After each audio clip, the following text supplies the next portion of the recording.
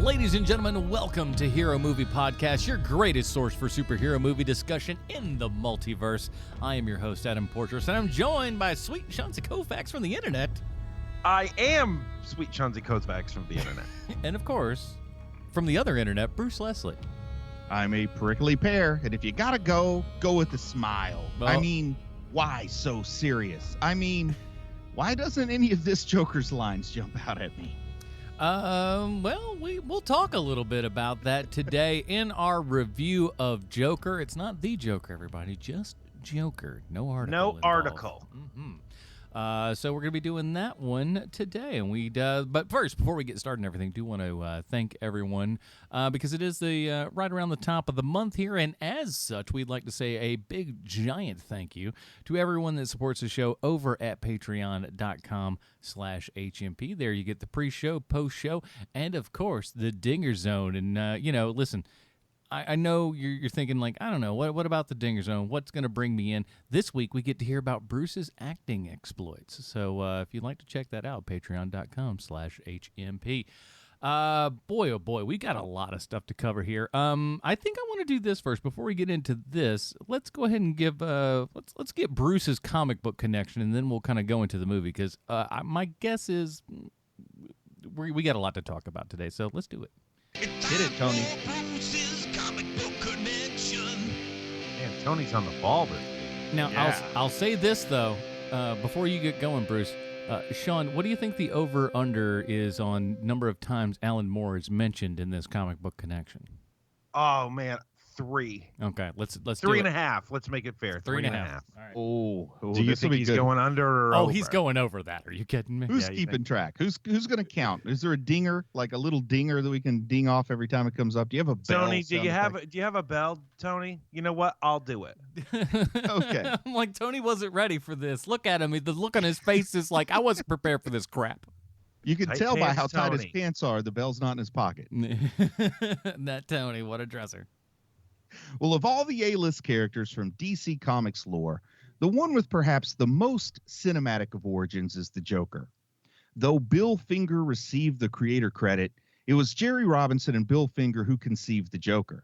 Robinson's initial inspiration came from the simple Joker card from a standard deck of playing cards. He then went on to envision a supreme arch-villain who could test Batman, similar to the relationship between Sherlock Holmes and Professor Moriarty. He also wanted something memorable like the Hunchback of Notre Dame or any other villains that had these unique physical characteristics.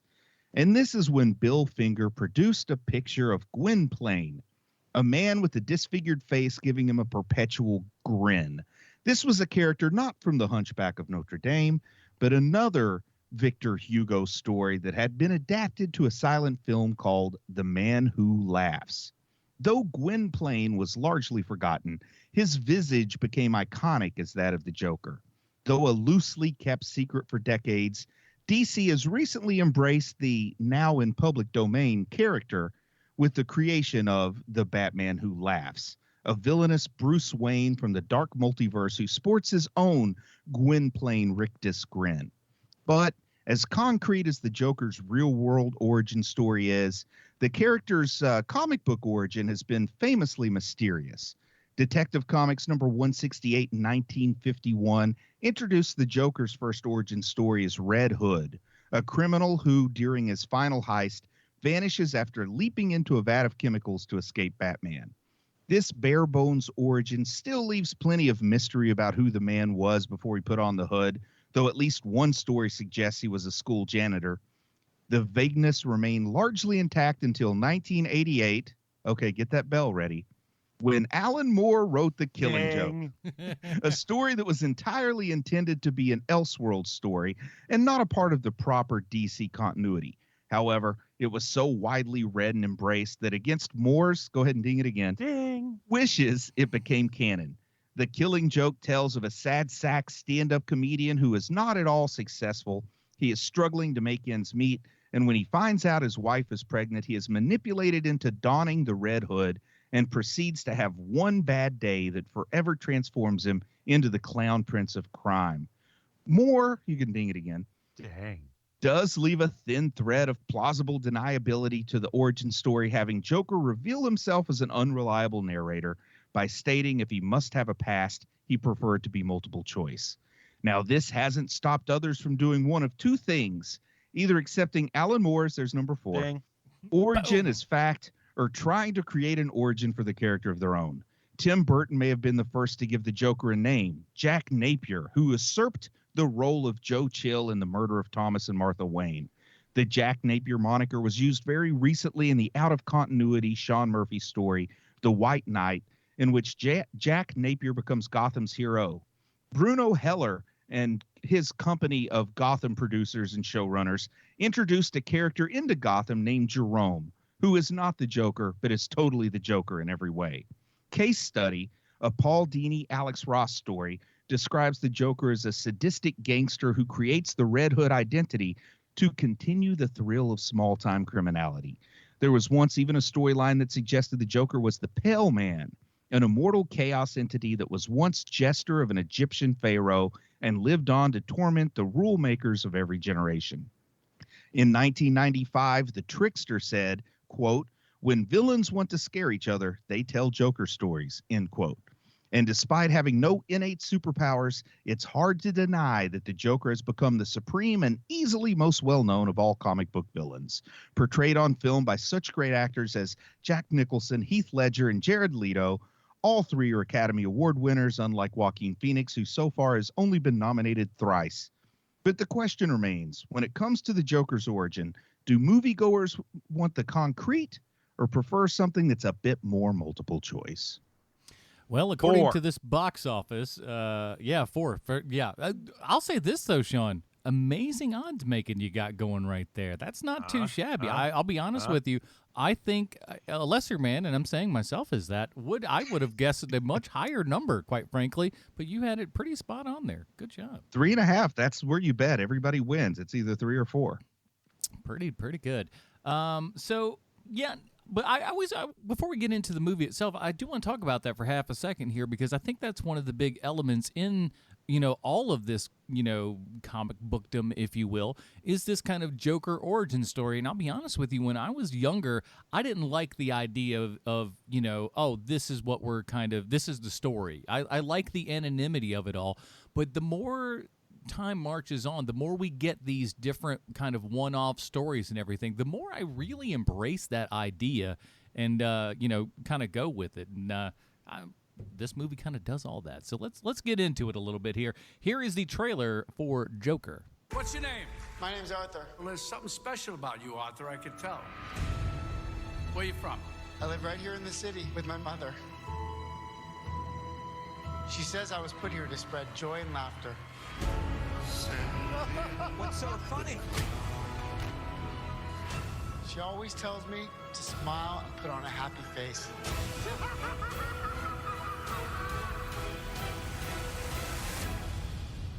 Rated R. All right, that was the trailer for Joker, and here is the IMDb plotline. As we know, IMDb 100% correct in everything they say and or do. A gritty character study of Arthur Fleck, a man disregarded by society. This is directed by Todd Phillips, starring Joaquin Phoenix, Robert De Niro, Zazie Beetz, Francis Conroy, and more. So let's get into it. The number 1 movie of the weekend here, and nothing happened as far as I'm aware. Biggest opening for a movie in August ever, or in October ever. Pretty big. Did I read that? I believe so. So let's get some general impressions and then kind of get into the thing itself here. I'll start off. I had thoroughly enjoyed this film. I've seen it twice at this point, and wow. I almost saw it a third time last night, but it was just way too late when work got out, and I was just like, I'm not starting this thing at 3 o'clock in the morning and getting home by 6. So I pumped the brakes on that a little bit. But I've seen it twice, and I've had such a great time with it. And how much did you guys know about this going in? Did you guys watch a lot of the trailers or anything like that? I saw a trailer or two, and I thought that from the trailers I knew what they were going to do, vaguely, broad strokes, but I didn't know just how much they were going to do it till I saw it. I mean, you see the trailers, you get the idea, okay, this is going to kind of try to give us a dead giveaways that Martin Scorsese was the first director attached to it, and then later on a producer. But I was like, okay, they're going to give us a classic, late 70s, early 80s Scorsese film with the Joker. But I didn't know how self-aware they would be about making a Scorsese film with the Joker, and how much they would lean into it, and how much I would like them being self-aware and leaning into it. I knew quite a bit as well. Yeah. I'd seen all the trailers. I will say I had no idea De Niro was in the movie till I saw it. Oh wow, really? Oh wow, okay. Even I knew that. I knew a lot about it, and I kept hearing things like all the political hot button. Which can we get into that for a second? Sure. I mean, Yeah. honestly, I don't think know. it's almost impossible not to kind of talk about some of that, because it's there. It's on Front Street. Yeah, for sure. But I don't know how much of that is manufactured and how much of that is real. Because it sure feels like there's a bit of manufacturing happen with the politicalness of this movie. My just so that everybody knows where I fall on this, I think that when you're making movies, when you're making whatever it is artistically, you can say whatever you want. It's up to you whether or not you want to see that movie, but you can definitely do whatever you want. And just because you don't like what that movie is trying to say or what that movie has said, that doesn't necessarily, like, this isn't a manual on how to be somebody who is who's got some health issues, some mental health issues, and then kill a bunch of people. That is not what this movie is. Yeah. But it seems like there's some people who are treating it as such, and it's not that. It's a movie about a guy who is Batman's archenemy. That is literally what this movie is. It is taken more seriously because it is a more grounded movie. But make no mistake about it, this is a guy who dresses as a clown and kills people. That is what this movie is, and it's fine. I like this movie. I think it's a good movie. But the two things that make me crazy about it are everybody putting their political 2 cents into this thing. That is not what this movie is for. And the second thing is the people who are the people who want this to be almost like a love letter to mentally handicapped people. And that's not what this movie is. This movie is not made for that. This is Batman's villain. It is a comic book movie. Let's stop trying to separate the masses, and let's just enjoy something for once.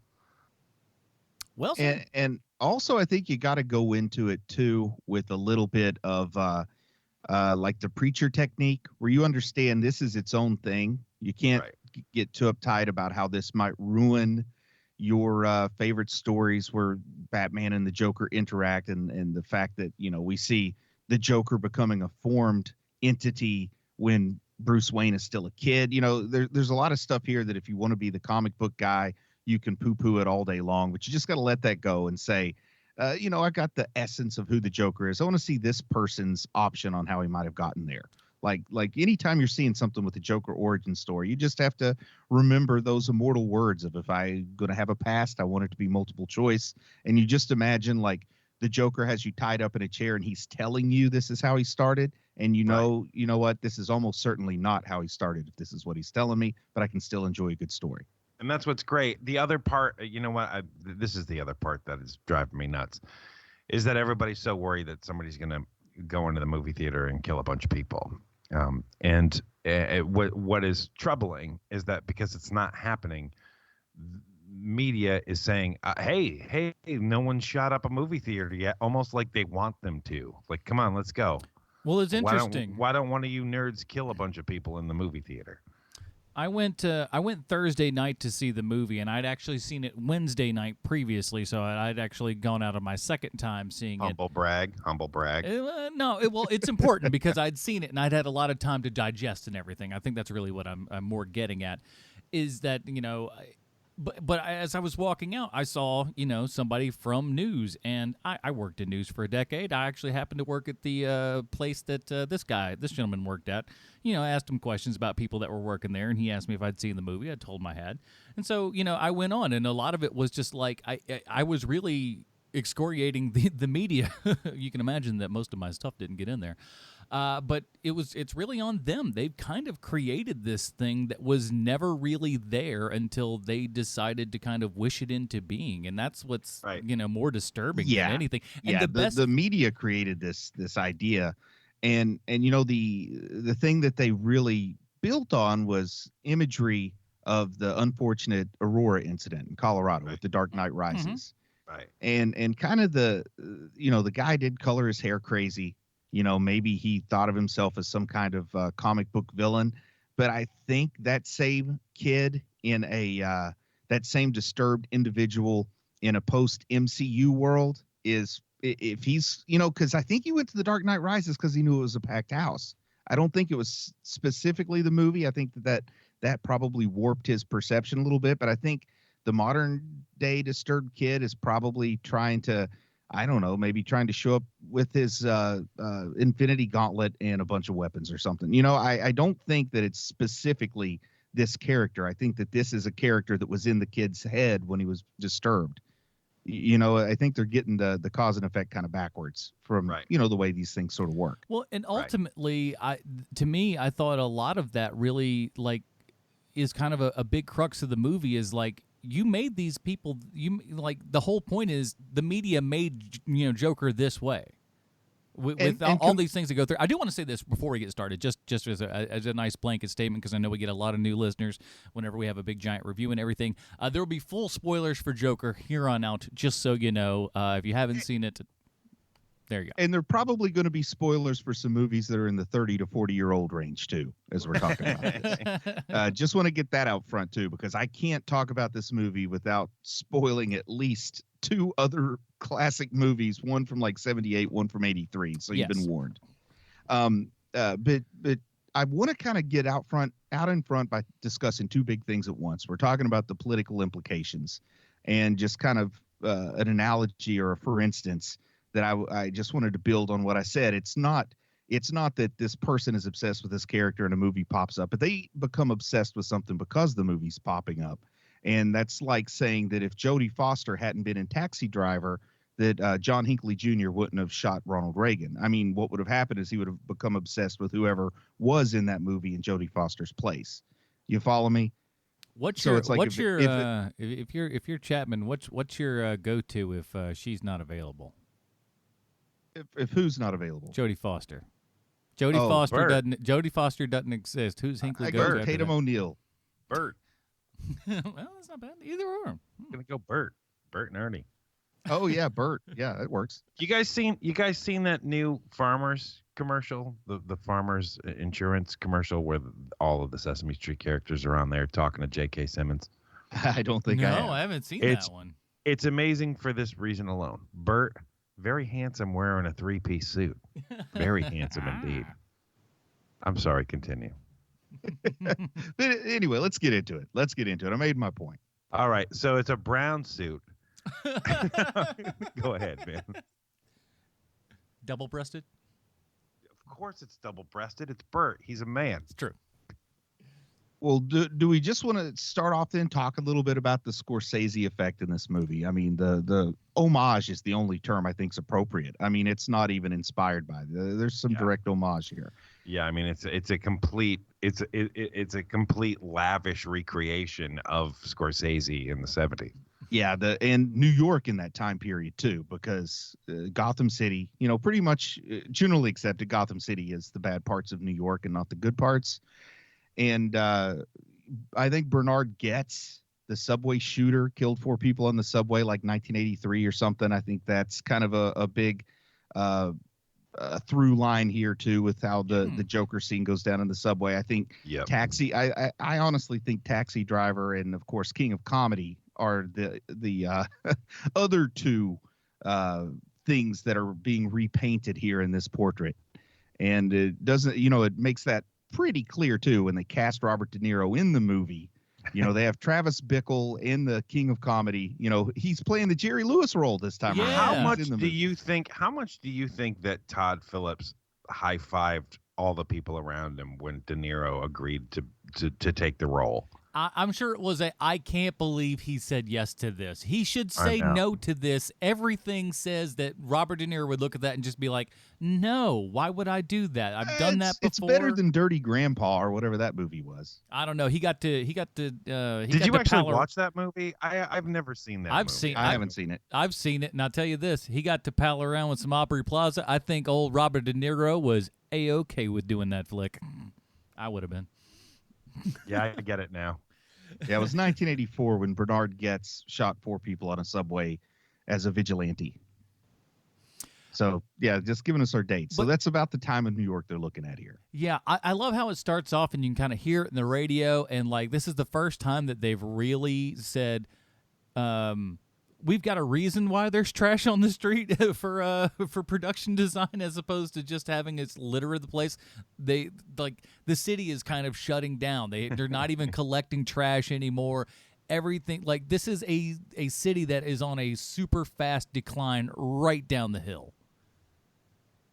Yeah, 1980s New York. Once again, it had this The real New budget York crisis. before it all got Disneyfied. Yeah, Well, they had such garbage. a horrible budget crisis. They had to cut their police force so severely that I think between 10 at night and 7 in the morning, there was 0 police on the subway, and crime and this sounds like something from a Joker movie, but an actual truth in the New York subway, a guy some people just poured gasoline in a ticket booth and burned the ticket taker inside the booth, and he couldn't get out. My God. That's a real thing that happened in 1980s New York. So that's kind of the days, it sounds like. Yeah, that's the era we're dealing with here. And that's when movies like Death Wish were suddenly super popular. Yeah. For whatever reason. So where are we going with this? Where are we going with this? Do we want to talk about people's performances? What do we want to do? Well, I the first thing I just wanted to do was just jump out there with the Scorsese hand in all this. And Scorsese as a producer, but I think we got some Travis Bickle in the Joker's kind of warped perception of reality for at least for a little while. I don't know if he pictures himself as a savior or what. And then there's the whole King of Comedy through line that plays pretty heavily too, only turns out a little bit differently. Yeah. Just a touch. What do we think? So what do we think of Robert De Niro? How do you think he was in this? I think he seemed exactly like what I would picture his counterpart, a 1980s late night host being, and that doesn't necessarily speak well of Robert De Niro, but for his kind of recent performances, I think it was a good role for him. Yeah, I think it was good for him to have that role. I kind of believed it. He's got a lot of of that stupid kind of late night patter and everything, and that was something I was a little bit concerned about and everything. But once we kind of get towards the end and everything, and he does have the more serious moments, really let me know that obviously what he was doing there on screen was for acting purposes for his television program and whatnot. Yeah, I thought it was really good. I was surprised at how good it was, because De Niro, while one of the greatest of all time, past couple years, you hit or miss, man. You never know. Phoning it in, baby. Yeah, and it did kind of make me think this is probably what would have happened if 30 years after the ending of The King of Comedy, that De Niro's character was still hosting a late night show. He'd probably be like this. Oh, wow. I never even put that together. That's exactly right. I didn't even put that together. If you remember the ending of that movie. Yeah, he's just pointing at people at the end. Yeah, I forgot about that. His lunatic plan actually worked out. Yeah, I totally forgot about that. What do you think? What do you want to bet now that Robert De Niro just smells like your old Italian uncle? Oh, of course. I never really noticed it until this movie, where you're looking at him and you're like, oh, I guarantee he smells like an old guy uncle at this point. A marinara yeah, and he's sauce like and one of cigars. those guys that after he shaves, he doesn't do a good job of getting all the shaving cream off his face. So 3 o'clock in the afternoon, he's got that little white spot on his jawline. You know what I'm talking about. Yeah. To me, what I liked about this was that it was that Taxi Driver meets King of Comedy. But I always told people when I was kind of describing it to them, done in a very operatic, balletic way as well, with a smashing. Oh well, good job, Skype. With a smattering of comic book in there as well. Yeah. And just one more time, and then I'll shut up about the King of Comedy. But when was the last time you guys watched the King of Comedy? About how long? Man, it was the 90s. It's been a long time. It's maybe 10 years or so. I need it on Blu-ray. I probably watched it within the last 10 years. I don't know exactly when, but I'm going to say I don't think it's all that great now. So I'll leave that there for whatever that's worth. Jerry Lewis's performance so is the very guy weird. who likes Hasselhoff's, Nick Shield, agent of or Nick Fury, agent of Shield, not a fan, not a fan of King of Comedy. I'm on the record. All right, just letting people know. Duly noted. Case. Silas, when you're listening to this in 30 years, I want you to remember what your dad said. We tried. Yeah, not as good as you remember. Go ahead. So, Adam, you said that you've seen this twice and you almost saw it 3 times. Yeah. I can't help but think that this movie feels like Depression the movie. Oh, listen, do not get me wrong. This is not a fun movie. This is not like, let's have a blast and go watch it. But there is something, I'm sure you've heard this term before, like the beautiful ugly. Sure, of course. There's a lot of that in it became popular during American Beauty, if you remember. Oh, yeah. So, well, there you go. That makes sense. I was like, 19 when that flick came out, or 18 when that flick came out, so it all makes sense. But there's a bit of that there. I guess it's like the blues, When you listen to blues music, you tend to actually feel better. And it's also got this sort of depressing through current to it that goes with any time you're watching a movie, reading a book, any kind of television show where your central character, your protagonist, is not a good person. I mean, there's not anything redeeming here. Like even in Taxi Driver, when Travis Bickle is certifiably insane and he's really making wrong decisions, he still goes and like shoots up all the pimps and does something good, but there's not a single good thing that the Joker does. And that's a real challenge in making a movie about somebody that's, other than a horror movie. But even in the horror movie, the monster dies at the end, even though it comes back, in the next sequel. I mean, we're watching a movie that's really well made and a compelling story, but it is about somebody who is just, you should in no way admire this guy. I've got to tell you, because here's my take on this movie, is that it's a very good movie. But I'm probably never going to see this movie again, because it is very, very depressing. And on top of that, it has the thing that I can't stand, which is there's moments in this movie where, forgive my language here, it makes me want to crawl up my own ass at certain times when you're watching this thing. And it's just so hard to watch in points. And there's certain times where you're just like,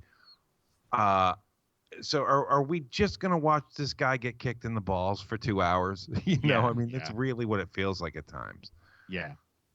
Well, and to me, a lot of it also has this problem where Joaquin Phoenix does such a good job of selling the incompetent Arthur Fleck that it's hard for me to believe him ever, no matter what he does, ever becoming a true match for Batman. Like, he's got to get all his criminalness in before Batman gets a hold of him. Like, this is a guy that gets 1 or 2 murders done, and Batman apprehends him and back to Arkham. Yeah. This is not somebody who can match. I just don't see competence anywhere in this character in any small way. Well, there's no chess moves by this guy. I think that may be a problem as to how you're interpreting this, because this movie to me is really is not about the Joker as we know him. This is I know I'm being a kind of a D-bag when I do all this, but whatever. This is not about the Joker. This movie is about Arthur Fleck and Arthur Fleck's literal transformation into the Joker. And I think really, from this moment on is when we start to get the Joker that, we all probably know, or at least the more origin of that. I don't think that happens right away. And you're right. I mean, if Batman was to go up against this guy, he'd be done in 2 seconds. But I think, once he's reached that, that final crescendo and everything, and he's really lost to the other side, I think that's where some weird sort of madness thing can happen. And again, it's, your credits roll. They're probably never going to make another one of these again, and now we can, speculate till the cows come home. But that's how I see it. I disagree with you. I think that probably what their move is going to be, because if they do make another Joker movie, it'll be something vastly different from what we saw here. But it's made so much money, and it's such a smart idea that we're either going to see something like every one of his rogues gallery people, villains have their own movie, or that's what I think. Yeah. Or we're going to see a different Joker. That's almost an interesting idea. Let's say we build up the backlog of villains and then bring the superhero. We've never done that before. That's an interesting take. I like that. Well, I don't think we're going to see Joaquin Phoenix's Joker again. And if we do, I don't think we're going to see Joaquin Phoenix's Joker against Batman. Like, this is Earth 274. Like, this is an Earth that this Joker lives on that is not the Earth that's going to be in any other Batman or Joker movies. I mean, I just think that they've gone out of their way to do a really good job to tell a really good story, and they can't undermine that by having a sequel later where he is as capable and diabolical as the Heath Ledger Joker. I mean, that's not what this story's about. This is a guy that accidentally fell into being the Joker in a lot of ways. Yes. Beaten into submission by life. I do kind of like a couple of the points in this character story here. I like the idea that his mother was nuts too, and she was obsessed with Thomas Wayne, and introducing this whole question of, is Thomas Wayne his father or not? Something that he pursues, and the story seems to make it pretty clear that no, he's not. But also the Joker's adopted, so we don't know who his father is. So how about the sequel where he gets his adoption papers and some lady of the night was making $20 with Thomas Wayne and actually did have his child, and it is the Joker, and he is Batman's. I mean, there's all kinds of craziness they can do with the 3 levels of vagueness at the beginning. His mother's. Bruce, I don't think there's any way that they come back to this stuff. No, I don't think that they will in the form that we're seeing here. But it would not shock me if there wasn't like a Black Label Joker comic book trying to build on the success of this. Oh, for and that's sure. the kind of thing they could do there. Yes. I should have made that part clear. I'm talking about in the story world, not in the movie world. Gotcha. But I do like that they introduced the insanity of his mother, so we don't have any clue at all what she's trying to say. And then also the fact that if she was telling the truth, Thomas Wayne is the kind of person who could make her look insane. And can we talk about Frances Conroy for a second, who plays the mom? Mm-hmm. Please, let's do. At this point now, if you need a crazy old white lady, Frances Conroy, she has multiple versions of crazy old white lady. So she's your go-to at this point now, yeah? Oh, absolutely, man. And she definitely sells it. People, I didn't know who the casting was beyond Joaquin Phoenix. So I had some real in the theater, and I went to see this all by myself, so there was nobody to be like shocked with. I mean, Did you see it with your own money? But it was a crowded theater, but my family wasn't with me. I saw it by myself with my own money. Yeah, but anyway, that I worked for. I didn't know Zazie Beetz was in here. Oh yeah. And when Zazie Beetz shows up, you guys know I'm a fan. I'm a fan of Domino from Deadpool 2. I think you just like saying Zazie Beetz. I think that's almost like 50% of it for you is just saying her name. And the way that whole thing goes down with the two of them, how about we talk about that a little bit? What I think Bruce really wants to get to with Zazie Beetz is like 20 years from now, he's going to be able to turn to somebody and go, "Hey, remember Zazie Beetz? Whatever happened to her?" Yeah. This is literally. I'll be Evil Knieveling a movie in 20 years, and that's going to be my go-to for every female role. I love it. How about we Zazie Beetz this sucker up? Yeah. Oh man, but anyway, her character, she's the very attractive single mom living in the same dump tenement as the Joker and his mom is.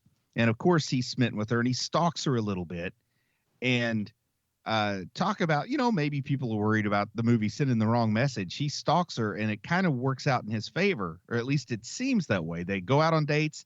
Now, the whole time that storyline is going on, I'm not buying it at all because number one, Zazie Beetz got plenty of options. Okay. She doesn't have to settle for the weird dude that lives with his mom next door.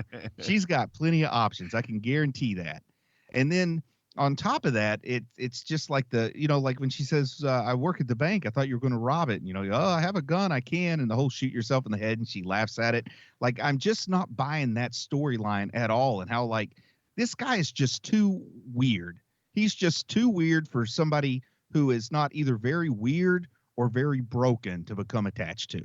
Now, I could see if maybe her father died because he was mentally ill and nobody took care of him and he committed suicide and she's like trying to make up for that with this guy, but they don't introduce any element of that. So later in the movie, when that's all revealed to be a delusion, I'm very happy about that because I just wasn't like, this was a really good movie where I just wasn't going with that storyline that Zazie Beetz and Arthur would actually have a relationship. But then at the same time, as soon as that, I'd say as soon as that pin gets pulled from the hand grenade, then suddenly you don't know if anything you have seen is real or matters. Isn't that great? Follow me? That's actually my favorite part of this movie. Mm-hmm. Is that you have no idea if what you're seeing is real or not. And it's the part that they do the best, in my opinion. You could literally even get down to the end and be like, no, this is like, this is clearly, this could be all in his head still.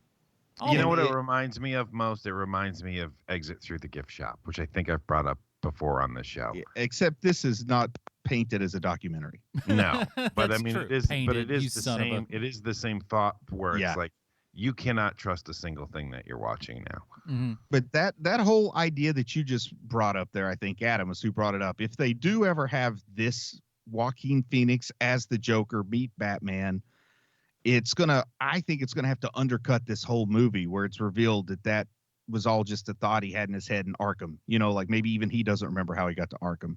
And then that sort of undercuts this movie if you allow like a movie that could, like, I'm not the kind of person that will let a part 2 that's awful ruin a part 1 for me, Right. Mm-hmm. But I think if they ever want him to actually hold his own with Robert Pattinson Batman, that they're gonna have to pull the trigger on that little out that was put in here, and it probably won't be Todd Phillips directing the movie that does that. Probably, maybe if they throw a bunch of money at Joaquin Phoenix and he wants to do another one, but I think they have to pull the trigger on that. Where, well, that wasn't quite what happened. That's just the daydream he was having before he murdered, the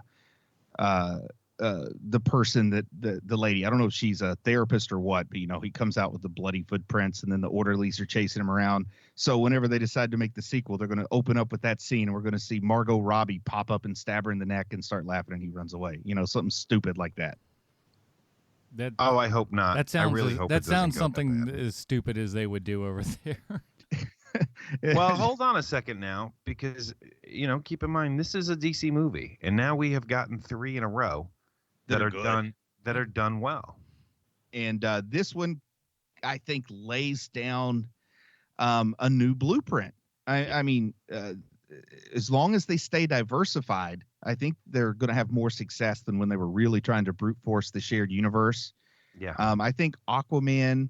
I think Wonder Woman was sort of the accidental hit. Like it was a hit in spite of what DC as a whole was trying to do. Yeah. And then Aquaman kind of took off when, people thought that was dead in the water, pun fully intended, before it ever started filming. None taken. And then Shazam, just this fun little kids movie, and the doors open enough that we can make it in universe or out of universe. This Joker movie, rated R, really, really dark, really its own self-contained movie. I mean, this is something that you could just take and make and be successful and then move on. So I think maybe they do need some black label movies, if you'll call it that, because they've got their black label comics now. Yeah, that's a good way of looking at it. Also maybe throw an Elseworlds on there. I'm not sure, but I do like the idea of let's just try to make a good movie, and what works, and we'll pull it together when we want to pull it together, instead of hey, let's do exactly what Marvel did, just worse. Yeah, well, and part of the thing is like that, in a sense, is what Marvel did. They're like, we're gonna make our own we're gonna make these movies. We want them to be good movies, and then when time came, they put it together. It's like, it took you guys a decade to figure out what Marvel did, like, almost at the get of go. Plus, there was some secret sauce here too. Number one, super low budget. Like 55 million I've seen as the low end, 60 million is the high end. So super low budget for a studio like Warner Brothers. $60 million disappears in their accounting all the time. So, this is like no risk. And 60 million, including the salaries, or I don't know if you call it a salary, but including the payments, the fees for some high profile actors. So this was not an expensive movie to make, even though it was a period piece, and those tend to be a little more expensive. You pay your actors, you pay your director, you pay your cameramen, and you're not doing CGI. You got a few effects at the end, but you don't need a whole lot. The makeup, I went to Spirit Halloween. I could get that makeup, for not that much money. And that's the secret sauce. So they got to think, what's another non-super powered character that you can make a standalone R-rated film that, and you can't just keep doing Scorsese. Who do you do next? Who's the next person you harken back to? Right. I think maybe a Francis Ford Coppola, like, look at the good Godfather movies. We won't talk about part 3. And then, like, let's picture Penguin coming up in the ranks of organized crime and give us something like that. Like your idea of, rather than a sequel to the Joker, this made so much money, they're going to want to follow this. But instead of the Joker, I like your idea of, let's get another non-super powered sort of gritty villain, and let's tell his story in a standalone way so anything can happen and there's no rules, and just have fun with it. Or not, I wouldn't call this fun, but just try to make the best movie you can make without breaking 60 mil. I think the next movie should be Calendar Man in a Ken Burns style documentary movie. Oh, gee, I was going to go for like Kite Man and the classic Fairley Brothers comedy, but so one of the things that we're kind of like dancing around, at least I have, is we really haven't spoken about Joaquin Phoenix in this movie. I think we should. I think that's what we should talk about more than anything else. Yes. First off, I liked the idea of casting Joaquin Phoenix for the Joker because he is a weird looking dude. Like even in the roles where he's handsome, he's still weird looking. He's got he has congenital defects. There's nothing he can help about it. He's got a winging scapula. He had a cleft palate, and you can still see the results of that on his face. You can see he has that weak shoulder. He has a little bit of a barrel chest on his rib cage. I mean, he was just born, like, the fact that the guy was born with at least 2 deformities, and he's a huge Hollywood star, gives me a little bit of faith in humanity. Yeah. Listen, man, if you've got the chops, Hollywood, they tend to do okay. I wouldn't go so far as to say that. I would say every once in a while the right thing happens. Yeah. Listen, Clint Howard has a career. That's all I'm saying. Yeah, but Clint Howard isn't pulling down Joker yet. And I mean, Clint Howard. Well, I was about to say Clint Howard didn't have an older, more handsome, more talented sibling, but never mind. Oops. Yes, he does. but Ron Howard didn't go to the Viper Lounge and meet an early demise. That is true. So, Adam, what do you think of this guy? What do you think of his performance as the Joker? I went into this entire thing with like super low expectations. I did not want to be overhyped for it and everything, but you obviously couldn't help but hear some of the things, winning the Golden Lion at the Venice Film Festival and people talking Oscar stuff. And like, again, you want to try to push all that down, but man, oh man, when you watch this, if that ain't what comes to mind. It is an amazing performance. He's doing 8 billion things on the screen at the same time. It's a layered nuance. I love how he attacks, how he approaches the laugh of the Joker, which I thought was a really fantastic thing that we had not seen from any other actors. Where really that is just a kind of a defense mechanism to where, if he doesn't know how to. It's from an organic brain injury. It's something called pseudobulbar affect. And it's because he was abused as a kid. He got head injuries, and now it's like he's miswired. His emotions don't respond properly that way. But no, it's more than just a defense mechanism. I mean, it's honestly like compare it to if your bladder, you had nerve damage in your bladder and you couldn't help it but lose your urine regardless of whether you went to the bathroom or not. You were incontinent. Man, so think that's of it like what we should have named the Watchmen podcast. the incontinent bladder. No, lose your urine. but it's called emotional incontinence. So it's all hardware. It's not software. Like, a defense mechanism. Oh, that's a really good way of putting that, Bruce. I would never have put those two things together, and now I understand it completely. Seriously, I'm not being sarcastic, even though my voice sounds like it. You can't help it. You were born that way. Sexy. You're right. So here's what I think of Joaquin Phoenix's performance, and this is really the secret joy that I take out of this movie and his performance specifically, is that we are no longer going to get the arguments of who is the best Joker anymore.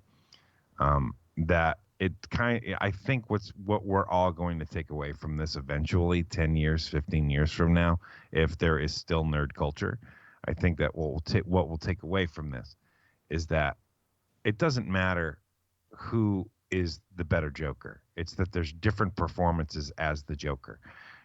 For a couple of years there, the arguments over is Nicholson better than Ledger, and we've ourselves had conversations like that on this show. I think that it just depends on who the actor is and what they're going for as Joker, because he's terrific, and it's a completely different version from all the other versions we've seen previously, and it's pretty great. I think that he was able to do something that the last actor certainly couldn't do, where you enjoy watching him be the Joker, and I think that that's the secret gold of this movie, is that the arguments over who's the better Joker are probably going to end with this movie. Oh, I don't think they will. Unfortunately, it's one of those arguments I think will stick around just so people can spend more time talking about who they don't like than who they do. Well, I think a lot of that really does come down to the untimely death of Heath Ledger and everything, and that's always going to kind of stick for people as a particular, like a what if kind of thing. And there's always going to be the person that if Heath Ledger was the Joker at the right time in your life, when you start watching these movies, he's going to be your favorite no matter what, and there are probably some folks that this is going to be their favorite Joker no matter what. There's always personal reasons that don't go into just the quality of the performance, but something I really like about this actor, about Joaquin Phoenix, over Heath Ledger, is just how weird looking he is. I mean, Heath Ledger, man, he's got to work hard to get himself down to a 9 from a 10. He's just a handsome guy all the way around. Joaquin Phoenix, no problem making me think he's a sad sack. And some of that you can't help. Some of that's just birth.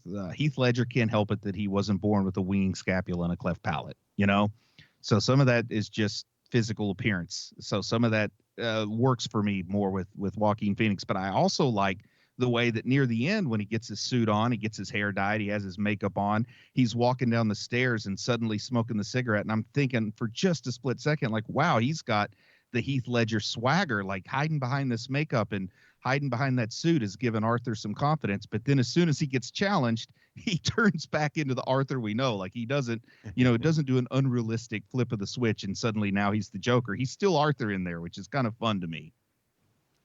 Well, I mean, part of that, but like as the movie goes on and his progression and everything, and then we see that, and that's why I mentioned the opera balletic sort of thing of this is like after the first subway shooting and everything, him running away, and then the dance that he has there, that's like his first metamorphosis in this thing, and he does it 3 times.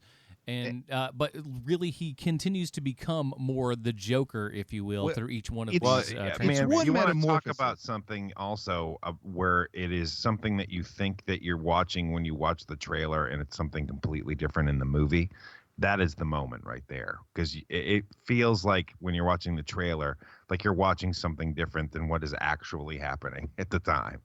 And I don't think his metamorphosis happens in stages. I just think it's a slow metamorphosis. So you see it expressing itself a little bit at a time. And it's not about when something happens in his life. It's not about when he confronts Thomas Wayne. It's not about when he gets angry at his mother and finds out the truth about her. It's not about when he finds out he's adopted. The metamorphosis starts when they cut off his prescription medicine. And that's something I think is real important to take, because I think a lot of people are going to miss that, and they're going to look for the comic book story-driven parts, like Batman became a crazy psychopathic vigilante because he saw his parents gunned down. So the comic book story, he finds out that his mom lied to him, that he was adopted, that she allowed him to be abused, that he flips the switch and kills his mom. But the truth is, it all starts when funding gets cut for him to receive proper psychiatric care. Yeah. So he loses his medicine and he becomes the Joker we see on screen. And I think there's a lot to take away from that, a lot more valuable maybe to take away from that than just simply the confidence that he gains or whatever else some people may see in it. So because we got to wrap up here pretty soon. What do you think of the tricks? What do you think of the comic book tricks in this movie? Well, I'll be honest. I would have been fine if the Wayne family weren't in it at all. Me too. But to me, it's really distracting to me to see a man on screen that I know is Alfred and have no one call him Alfred. Like I don't know why that kind of bugged me a little bit. No, it didn't bug that. me enough to pull down my whole enjoyment of the movie or anything. But when we're talking about comic book tricks, it's like they're trying to they do a few things. Like I feel like this is a movie made not beholden to comics at all, except it's glaringly obvious when the pearls break in Crime Alley and when Alfred's standing there, but nobody's calling him Alfred. Like there are a couple of moments that I think it didn't need. Right. But I did like how, if and they're going to do that, which they did, I'm glad that it wasn't him. I'm glad that it was just a regular another guy on the street who was just participating in the mayhem. I thought that was a better touch than just making him being specifically responsible to it, as opposed to just being, for lack of a better term, an accessory to all of that, having, kind of started this whole Yeah, I'm debacle. glad they didn't go full Jack Napier, Tim Burton. At least that could still potentially be Joe Chill. Too. I totally agree with you. And they did it in such a way that I honestly think the Joker has no direct responsibility for what happened, but Bruce would absolutely believe it was the Joker's fault, because from the outside, if you're not with Arthur the way that we are through the movie, from the outside, it really looks like these people are all working for him. But it's just sort of like they saw something on the news and kind of formed this loose cult. And then, I have every confidence they're going to be working for him within a few months. But at this point, it's just the city that's fed up. It's the French Revolution, only in Gotham City.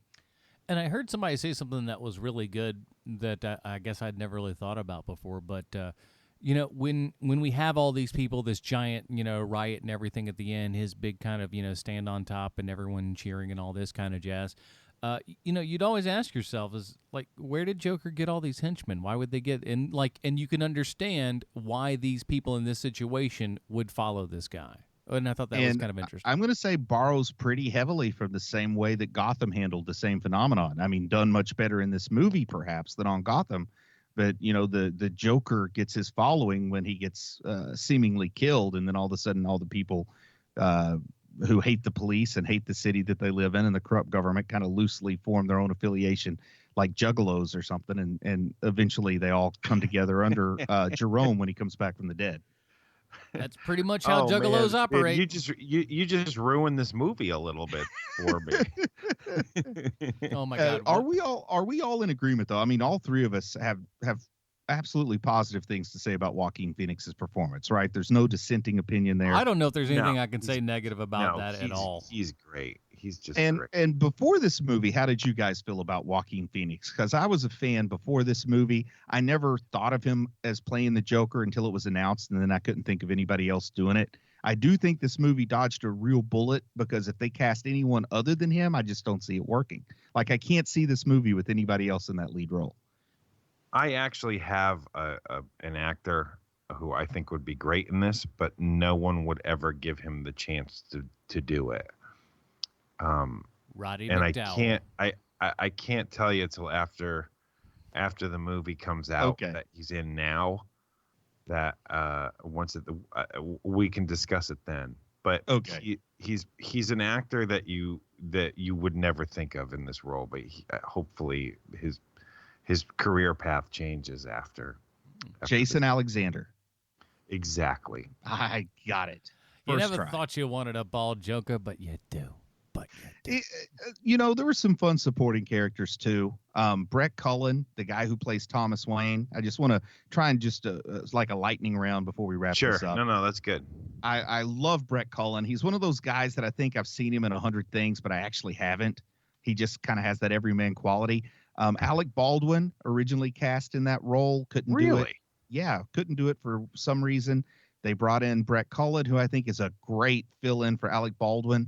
Alec Baldwin, I'm sure, would have been good in the role, but I'm worried we would have saw maybe too much into that role because we see the things that Alec Baldwin does outside of this movie. You know what I mean? Yeah. Brett Cullen, he's a guy, whenever they need somebody to play like John Wayne, only like the real jerkwad personal life John Wayne, like I think Brett Cullen's the guy you call for that movie. He's also the only guy who was in the Nolan Batmans who's in this. I didn't know that. He's got a little I did Chris not know Cooper that. about him, this guy. Yeah, he does have a little Chris Cooper about his voice. That might be why I feel like I've seen this guy in 100 places and I haven't. Yeah, I think that may be it because he's got that vibe. And then my first response when I saw his name was, wow, he didn't sound anything like Optimus Prime. Then I realized that was a different Cullen That's last Peter week. Cullen, you dumbass. I really liked the little person.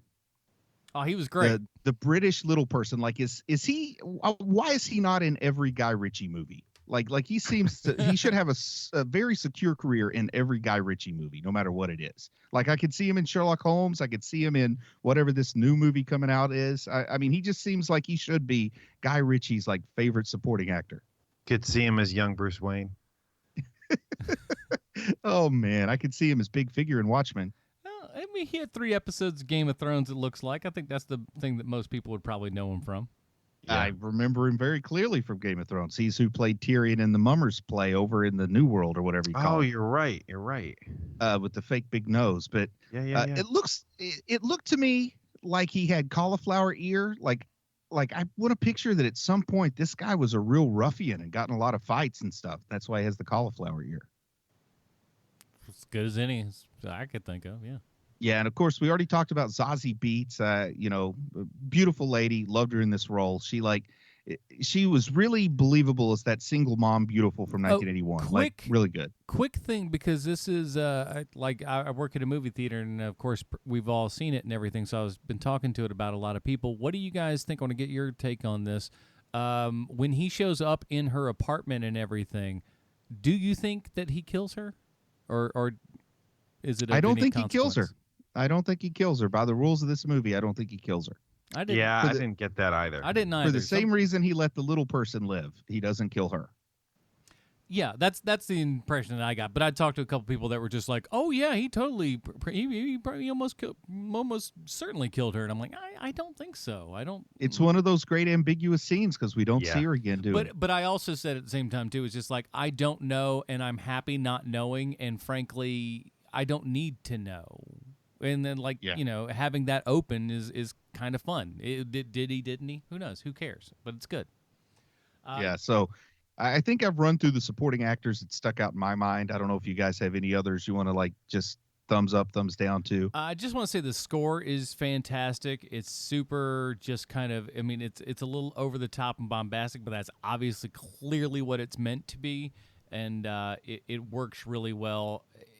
And again, Joaquin Phoenix's performance, he's got about 4 or 5 different, almost personas that he's doing with all of this stuff and how they flow in and out. Oh, I do want to talk real quick. The makeup, I thought, when I first saw the makeup and everything, I did not like it. I was not really a fan. Of course, I was the same way with Heath Ledger. And like Heath Ledger, this grew on me, and I actually really like this makeup now. And I think for this movie, for what they're doing, it works really, really well. It's super iconic. you can see it from a distance and still know exactly what you're looking at and everything. And I think that's super smart. So I just want to throw that out there as well. Also, we would be loath to mention Mark Maron in this movie. Oh, yeah. I wanted to bring that one up too, because I heard somebody mention his name briefly, and then we flew right past it talking about De Niro. But man, once again, I knew nothing about the casting.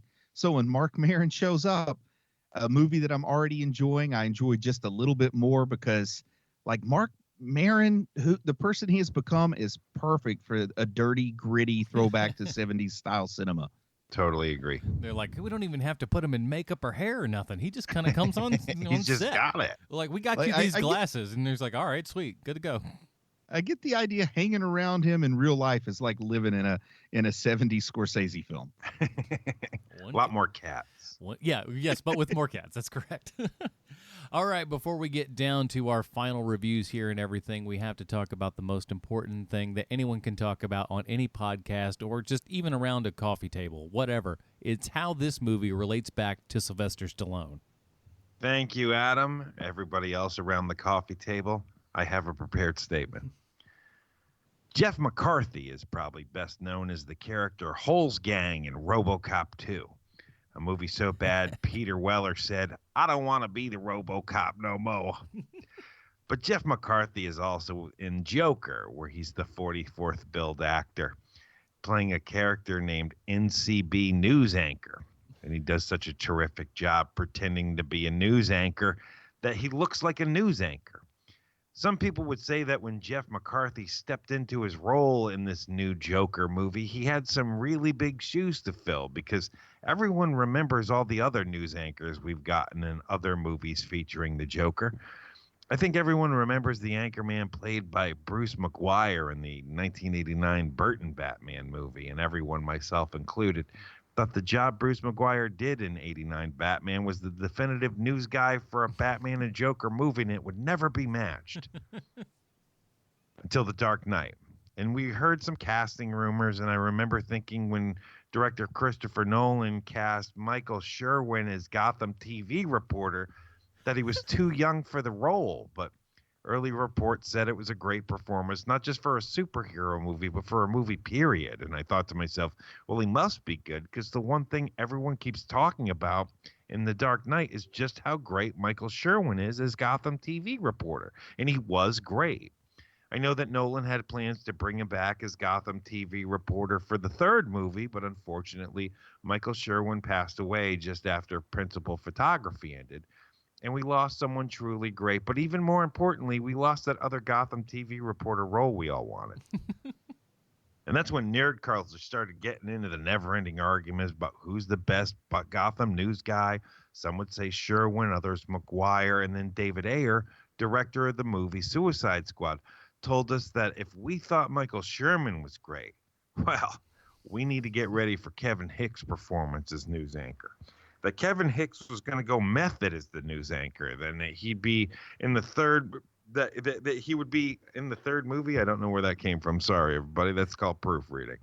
But when the movie came out, I was completely disappointed by Kevin Hicks' performance. And I know that I wasn't alone. Now, Jeff McGuire is the news guy in Joker, and he's great. And hopefully we nerds can just come to the realization that if you get the correct guy playing the news guy, actors will do a terrific job. And they did great by hiring Jeff McGuire. And maybe they saw his talents in the movie Cliffhanger starring Sylvester Stallone. Jeff McGuire played the pilot in that movie, and when his character screws up, it feels like Jeff McGuire is totally incompetent at his job, but he isn't. He's just acting incompetent. And there you have it, HMPers. This week's Stallone connection is Jeff McGuire.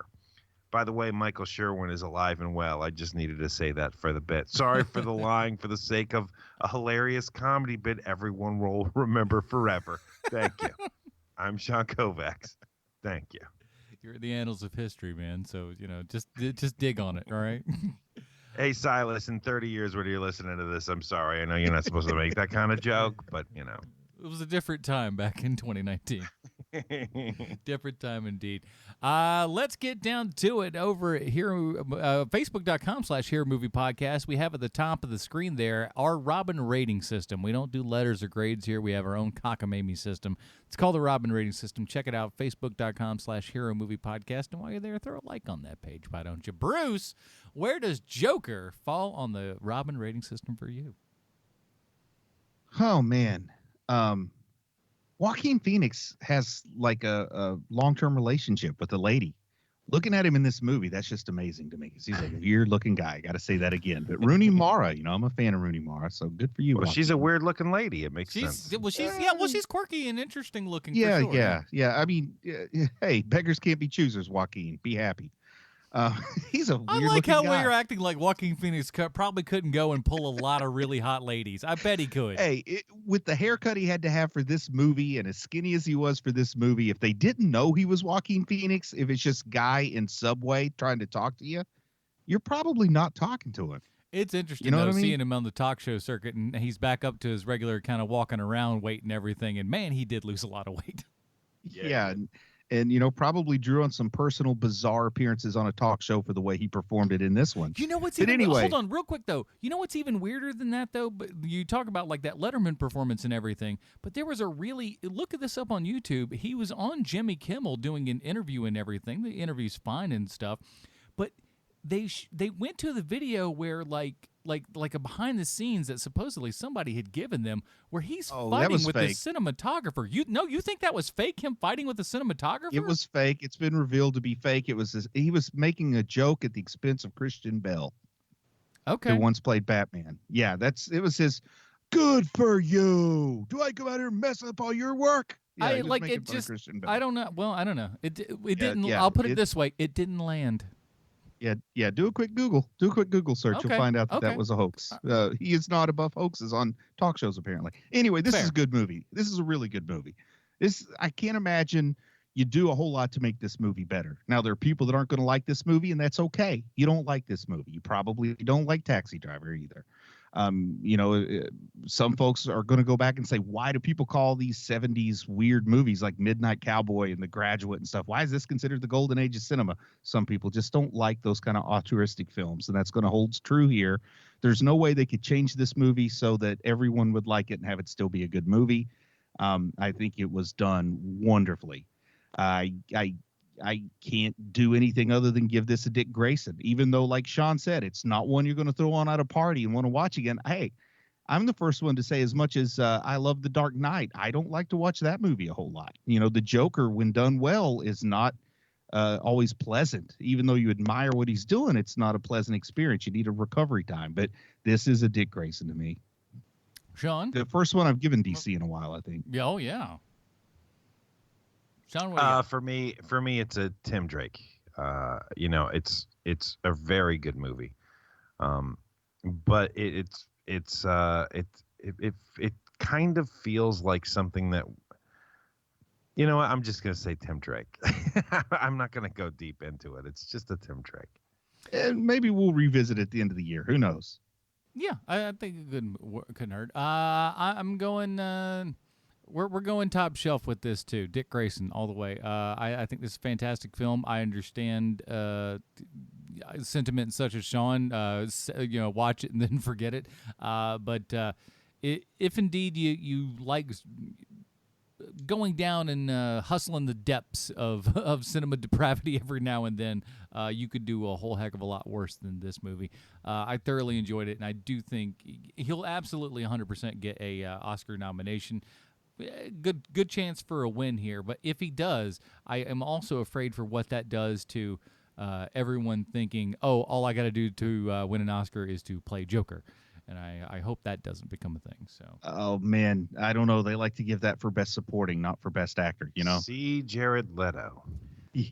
Well, yeah. Well, Hey, and I'll defend Jared Leto. For all I know, he was told to do what he did. You know what I mean? I don't know about all of that, but I Because would. he's won an Oscar before. A guy knows what he's doing, doesn't he? I mean, and also all of the stupid offset antics from him. Like, Yeah, now nobody that's told him uncalled The for. things no that are one little told him to unfair. bring the used condoms. And give a dead baby horse to somebody or whatever he did. Yeah. But this is a very different Dick Grayson than Guardians of the Galaxy. I do want to go on record with that one for very different reasons. Oh, real quick here, because I almost forgot about it. One of our Patreon supporters, Alex, actually sent us a text here, and it's talking about Joker. Hey, guys, I'm typing this on my phone at a birthday party for a 9-year-old, so forgive all the typos and punctuation errors. As my creative writing teacher, Miss Tulip, said, there's used to say, always make them believe you can't read or write. Sorry, wrong podcast. Concerning the Joker, it was amazing. As a man who suffers from depression, I believe that the worst part of being depressed is that the world expects you to act like you aren't. I was scared to see something similar written in Arthur's Notebook. I saw the movie Thursday evening at the first showing in IMAX. At least 3 people walked out during the movie crying. People cheered when Murray was killed, and someone yelled, "Joker is Jesus." Well, you got to move out of wherever the hell you are, Alex. Yeah. Quick. When they carried Joker out of the police car after his arrest. I'm curious to see if you had similar experiences with the crowd. Everybody was super quiet and everything, and also in my crowd. I can't speak for you guys. When the movie was over, I had the urge to put on Joker makeup and burn down the mall, but I realized my tax dollars would be used to rebuild the damage, insurance premiums would go up, and I had to get up early on Friday. So I walked over to Hooligans and had a fish tacos and a bourbon and thought being a reasonable adult sucks. Alex the Owl, a.k.a. Brass Knuckles, over at patreon.com/HMP. Alex, thanks for your email, buddy. Yeah, and we never even mentioned that, but I'm glad Alex brought it up. Second, that sentiment. The worst part about suffering depression is the world wants you to act like you aren't. Yeah, I think that's something that maybe some folks can take away from this and give them a little perspective on things. And awesome points. I do believe that this thing, if handled correctly by the correct people, could open up dialogues about this kind of stuff, if and that was something that people wanted to do. Anyways, that is it, everybody, for this edition of Hero Movie Podcast. Next week, did we 100% decide what we were doing? Do we want to go with that? 30 Days of Night. 30 Days of Night. We don't know how we're going to find it on the internet yet, but we're going to figure out. Voodoo for free with commercials if you're desperate. Okay, so, there you go. You've got your assignment, everybody. Go check that out. In the meantime, Bruce, where can we find more of your work on the internet? I have nothing to plug this week, man. I'm exhausted from Hocus Pocus, and I got to fly to San Francisco in a couple of days, and nothing I have is worth plugging at the moment. Hocus Pocus, what could he be talking about? Head on over to patreon.com/HMP and find out for yourself. Sean? I am Sweet Sean Z from the internet on Twitter at Sean Kovacs 4, where I post quite often on there. He's a posting away, everybody. Come find me. And that is it, everybody. We're going to be doing the Watchmen podcast coming up not too far. You've got an appendix. 2 weeks, right? Oh, my goodness, man, right around the corner here. Bruce has an appendix episode up already, so go check it out, The Redford Administration, wherever you find podcasts. And do us a favor because, this is going to be early. Throw us a 5-star review, a.k.a. Humdinger. Humdinger. And if you're getting one for there, do it for HMP as well. You're there. You're there already. Why not do it again, right? You know what I'm saying? So please do all that good stuff. Join us next week for 30 Days of Night. For Sweet Shanzi Kovacs from the internet, Bruce Leslie, I'm Adam Portrais. Stay super, everybody. Bye, Marty and Evie. I started a joke which started the whole world crying. But I didn't see that the joke was on me. Oh no. I started to cry, which started the whole world laughing. Oh, if I'd only seen that the joke was on me. I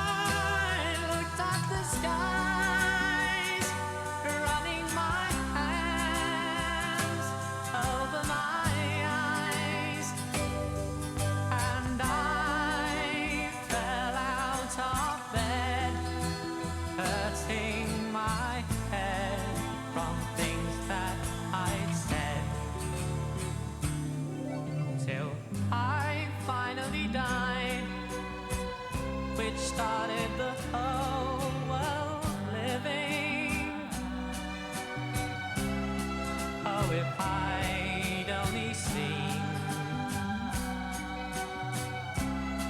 that the joke was on me. I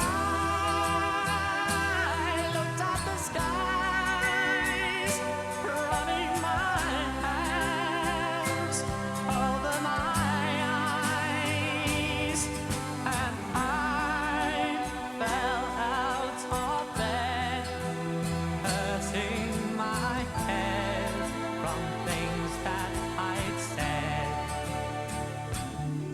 till I finally died, which started the whole world living.